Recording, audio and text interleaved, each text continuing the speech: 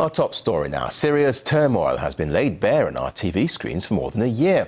But some networks are being accused of affecting rather than reflecting the conflict. Leon Panetta reports now on how there's more to the coverage on the Qatari-owned AlJazeera TV channel than meets the eye. Clashes in the streets of Syria have been raging for a year now, but behind the scenes there is a media war that's just as damaging as the one taking Syrian lives. Rafik Lotf, freelance investigative journalist from Damascus, says he's found what he thinks is proof of media manipulation of the conflict in Syria. In this video from the Syrian town of Homs, the camera focuses on the city's oil refinery. The shooting begins 7 hours before media viewers around the world see a pipeline explosion allegedly caused by Assad's army bombardment.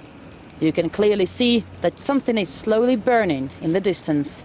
When the smoke has thickened, English speakers correct the camera's position for a better shot of what's going on. They shake it to make it look like amateur video. I know this video is on the AlJazeera server. It's clear it's not an explosion, but they ignore that and keep on reporting it the way they need to see it. In another video from a hospital in Homs, someone behind camera talks to a doctor. In the corner, we see little Nakham. When you are on air, you should tell Bashar God will punish you and then talk about his wife, okay? Let's rehearsal again. After some 30 minutes of waiting, the crew starts to get nervous. Let's call Al Arabiya, maybe. For how long can we wait? No, we need AlJazeera. While live on AlJazeera eventually, the girl will forget some details. God punish you, Bashar, and your children. In this footage, we see Danny, a Homs activist known for his exclusive reports from the very epicenter of the conflict. He's preparing to go live on CNN, and there is no shooting until he asks for it. What shall I say? Tell them there are some buildings collapsed, and we're taking bodies away. You say there could be as many as 200 dead just in the last hour or two? We have 200 dead in the last 3 hours. In the first half an hour, we've got 40 dead. In the first half an hour. And we got the video up on YouTube. The activists who become journalists try to make their shows as hard as possible. The more blood and death, the higher the price. But not everyone is happy about it.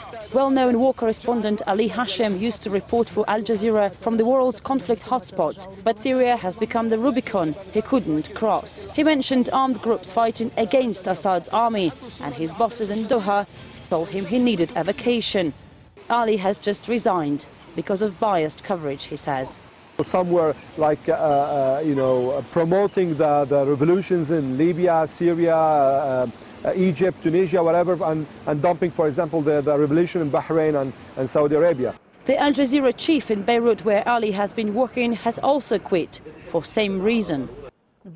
We started to invite guests from America who only criticize the regime in Syria and support the regime in Bahrain, and persons who justify NATO intervention. This is unacceptable. The media in this is just a proxy. It's a proxy used by external factors, by external factions, by external governments, by maybe the West, whoever, to fuel these wars. With more and more proof emerging of the international media's involvement in the Arab Spring revolutions, the question remains open. To what extent do they influence events, and how much responsibility do they therefore share for what follows? Leon Panetta, RT, Beirut, Lebanon.